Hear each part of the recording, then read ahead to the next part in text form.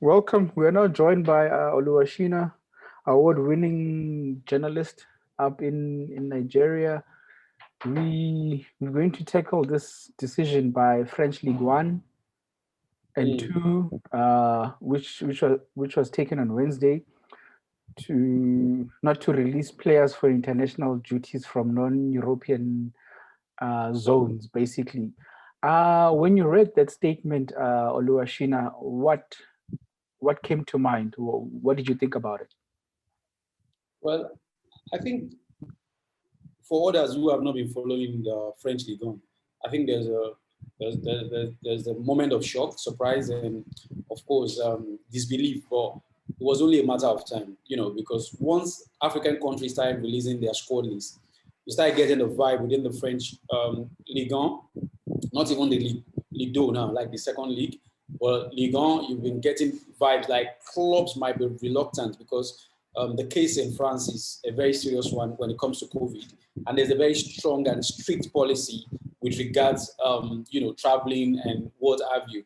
So I've been getting the vibe. So I wasn't really surprised, but I was only surprised that the League Two clubs to have to join because I was thinking, But then again, you look at the League Two. You have some international players in the League Two as well. So many of them are going to get called up during this international window. So I wouldn't say I was quite surprised, but I just think, unlike the previous window where they make special requests, that is African countries or other countries making requests for their international players to travel, by also telling them they were going to adhere strictly to traveling protocols and what have you. But this time around, there's been no exemption, no special rules for footballers or athletes. So I wouldn't say I was surprised. So, anyway, basically, this is nothing new because this decision seems to also affected CONMEBOL World Cup qualifiers. Absolutely. They postponed their qualifiers because they've seen it coming. I just think the difference with our continent, Africa, is the fact that we have everything packed in one. We've had, COVID had its impact and all that. And Africa is not a place where our authorities are quick to make decisions and make, swift move about, because about the economical challenges and all of the impact that it's going to have on people. And of course, remember, the continental ruling body has been busy focusing on elections. So they are not thinking, they are not looking, administrators are not looking at what they should have done. So whilst other continents were preparing for some of these eventualities, our continent were busy discussing the politics, who is doing who, what part is coming. So, I mean, we have a new CAF ESCO we just had them less than a week. They are already dealing with this sort of situation. So I won't say that CONMEBOL weren't prepared. They were prepared, and now they've made swift decisions. They are not wasting time at all. But for Africa, it's a matter of what's going to happen now. Remember, even in the United Kingdom, where you have the English Premier League, you have the Scottish Premier League. There's a rule banning about over 30 countries from who are within the red zones from coming in. So imagine a South African player who is coming to South Africa to play in a qualifier, for instance. You are expected to actually isolate and not be available for your clubs for probably 2 games. So how many clubs are willing to take that risk or let players go? So in the beginning, we've heard about it from the Premier League. Jurgen Klopp has been talking. FIFA has actually backed clubs up, saying, look, clubs are not obliged to release players if they have to quarantine for 5 days or more when they come back from international. So that has actually armed the clubs, and the clubs that are saying, you're going nowhere, we pay you, we decide what will happen, and we can't take the risk of not being without you for 7 days or thereabout. Yeah. Okay. Another issue I see with Africa is especially francophone countries like Senegal, countries like Cote d'Ivoire, maybe to an extent North Africa. They have a lot of players. Like the bulk of the squad is usually made up with French League A1 players. And another issue is the local leagues aren't as strong. So even the national team coaches, they don't usually select players from their own local leagues. So where does this place African teams right now in terms of playing? Well, I think it's a very difficult one for them, especially the francophone countries you've highlighted. We're looking at Senegal, where we have a bulk of the players playing in the French League. We have Algeria, we have Cameroon, but they've already qualified as hosts. You also have Ivory Coast. Ivory Coast, especially because they haven't yet qualified for the AFCON. The other countries we mentioned there are just, they're there, but Africans haven't sealed qualification as yet. So they are the country that is most hit by this decision. So when you look at the way African countries, often rely on foreign-based players, Nigeria are quite lucky. They have two called up for this qualifying. One already got injured, Samuel Kalu out. Moses Simon was in and out now. Just yesterday, Nance made it clear that he wasn't coming. So he's been replaced by Paul Onuachu. So that's clear for Nigeria. They have to look at players in their standby squad. Henry Onyekuru has been brought in. Paul Onuachu has been brought in from their stand. And you see, like, they are not that hit. But countries like Ivory Coast, they are strongly hit. For Senegal, it won't be a major issue because they've already qualified. So it's unfortunate, but this also gives Africa an insight into what's going to come. Egypt have Mohamed Salah and the rest of them, but 22 of their players are playing in the Egyptian domestic league. So just think about that. That's kudos to them. That's confident level for them up, like that. So I think it further shows that Africa needs to develop on the continent. Yes, you would always call on your foreign-based players. Overseas-based players always had quality. They had a lot of things, but you can't always rely on this. So what if Europe and the rest of the world shut down African players from coming? Then what do? Nigeria probably be forced. Genetro, who doesn't really feel comfortable with domestic players in Nigeria, will be forced to work for his salary. Will be forced to work for his money. He would have to put up a strong team from the local scene. So it's just an insight about what the future holds. And this new norm, because COVID isn't going anywhere as yet, there might be vaccines and the rest of them, but football is still affected by this pandemic. Also, with France going ahead with this decision, does it also set a precedent for other European countries to maybe think about following suit? I think, like I said, the United Kingdom already started it. The United Kingdom started with the red zones and what have you. I think for the first time we are getting a football body coming up with a strong statement. And like you said, it probably ring in the ears of some top European clubs, and maybe an idea like that might spring up. But hey, come on. When you look at COVID, Spain is widely affected. Italy is widely affected. You have the United Kingdom, hardly it. It's not like African countries have more cases than whatever happens in Europe. I mean, South Africa, have their own challenges in terms of how much this COVID has hit. So that's why you see some countries are thinking, okay, if you're going to play qualifying, are you going to play against South Africa or are you traveling to South Africa? They are thinking of these things. I think clubs are also thinking beyond just preventing players from traveling, because they know a happy international player is a happy footballer for them. Some of these players have spent years dreaming of playing for their countries. So that France have done it does not mean Germany is going to consider that, or does not mean the Dutch Eredivisie is going to think about it. Belgium is at it with COVID. Players are playing in Belgium league, yet they come here and they go back. So it's not like Africa is on that, is in that direction where clubs are trying to cut out players from traveling. Brazil is at it in South America. So whether you like it or not, it's going to be a center of attention. But I think, like, going back to your question, I think it's not going to be easy for some European clubs to just shut down everything that is happening there. You think of the economical challenges that these clubs are going to face. Some of them want their players to be international as well, because it probably just helps their economical value as well. It helps their financial value if you go and play for your country. True.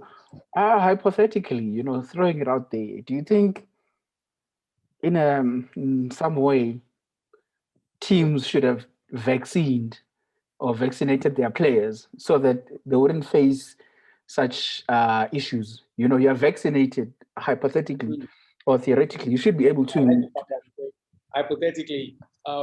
Hypothetically, who told you that all the players even want vaccine? Some of them are not still, they don't understand what happened. So I just think we can't just sit down there and assume or conclude for some of these clubs.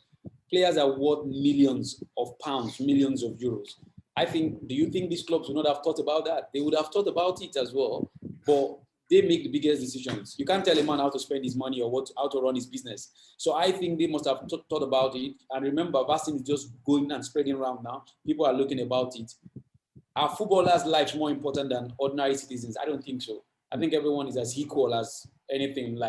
All humans are equal. You can't say because someone is a footballer, he has to get a vaccine before someone who is, who has health issues or who has underlying health issues. So that is going to create another problem for the society. People are going to say, oh, superstars are more important. So we need to think deep about these things before we even consider it. So I think for clubs, they would have thought about the idea.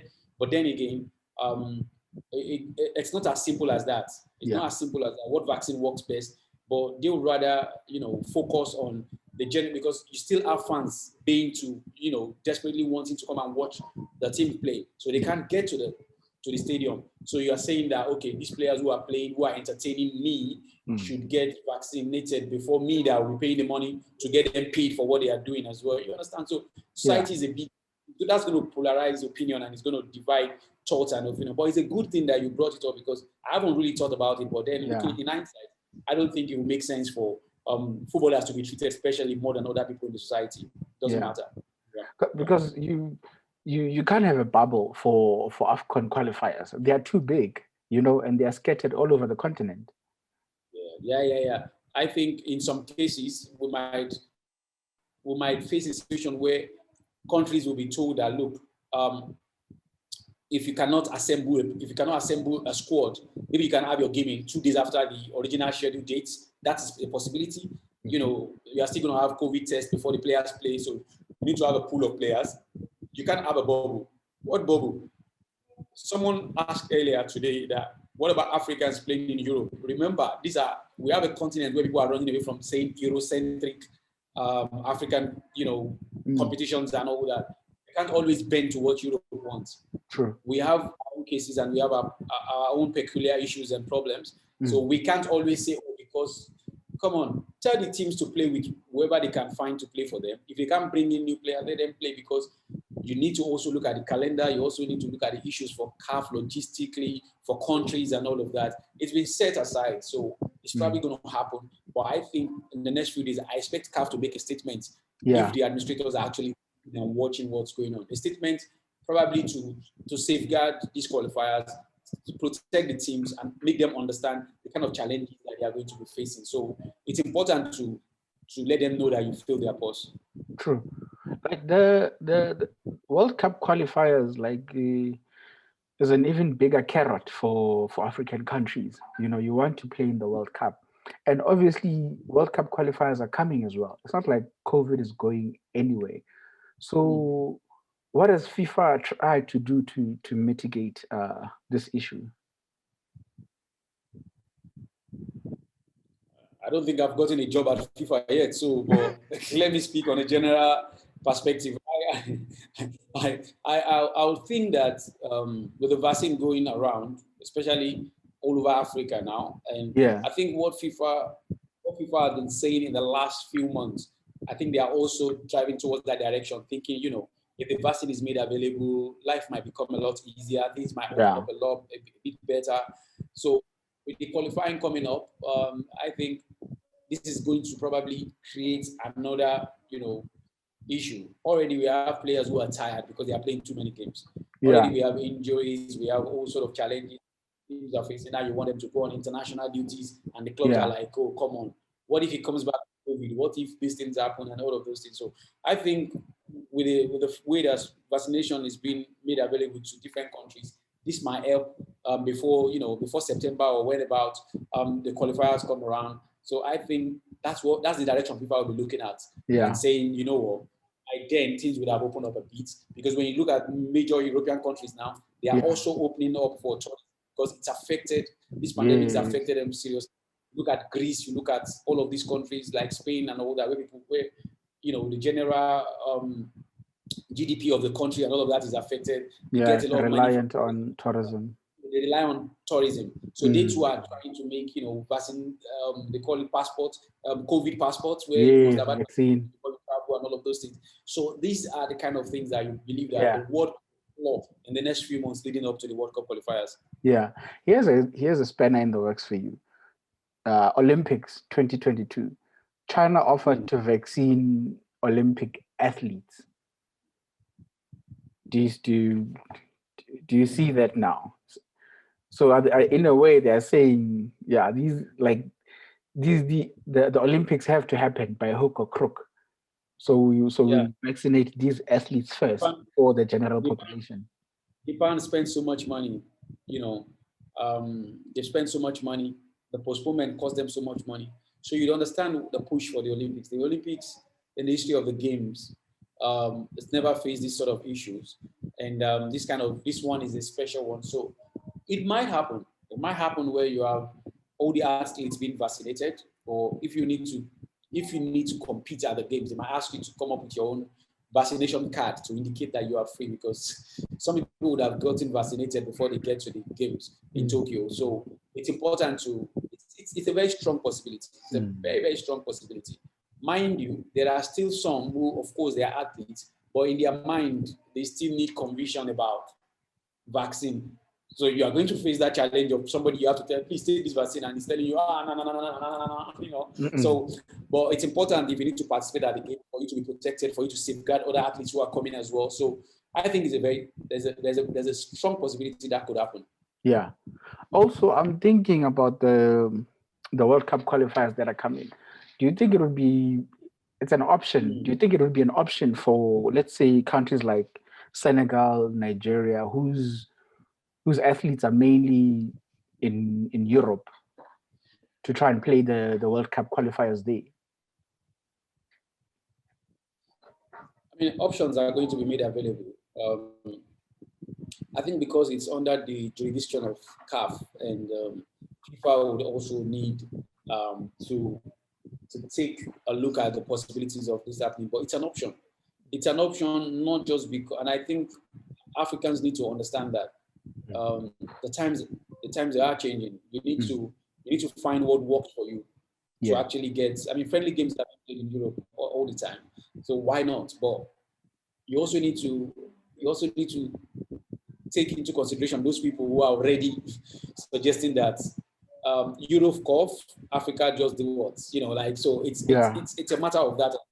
You need to think of that, but at the same time, you want football to go ahead, you need to look at the options that best work for you. You already ruled out the fans can't be there. You can have them in a place where they can play their qualifying. But then again, it's the World Cup qualifier. I don't think it's only when we had the playoffs that we had them in neutral venues and all that. But now you're looking at taking away home advantage and all of that. Some of these millions of football fans on the continent want to see their team play on home soil. You just want to have that of them playing. So I think it's something they can look at. It's a strong possibility. They can make it happen, but anything is possible. Tough one. It's a bit tough one. It's a tough one, but anything is possible in football now. True. Last but not least, do you think players are maybe conflicted, in representing their countries? Like, for some it's national pride, it's national duty. Like, you can imagine, let's say Senegal was in desperate situation to qualify and they needed Sadio Mane there, and Sadio Mane can't be there. What? You don't even need to ask. I mean, I've been speaking to some players already, and they want to play for the country. Not just because of the patriotism, or not just because they want to taste the AFCON and all that. For some of these players, to play for your national team makes you an A player, makes you an international player. So you have many reasons to want to play for your country. So I think I've spoken to a few players in the French League in the last few days, and they've told me how challenging it is for them to just say, I'm not coming. But I think for some of them now, their coach has been pushing, testing them, calling them on the phone, trying to push them to make themselves available. But now that the league, LFP have actually made this statement official, it takes the pressure off the player. So now they understand that it's not just me deciding this. But you'd love to play for your country. Any player would love to represent their nation. But Remember, after playing for your country, you have a place you are employed. You have a place where you're paid your wages. You have a place where every other thing is protected. So if you have to choose between country and club, it's a tough one. But I think a lot of people want to protect their daily bread over their national team because it's a tough one. It's a tough one. You have a contract. You're obliged to respect your club and listen to whatever they have to say. And then again, you have loyalty and blood running through your veins. You want to represent your nation. So it's a bit Yeah. of a situation for them. But I Yeah. think most times, the players tend to go with a club because they are the ones paying the wages. Yeah.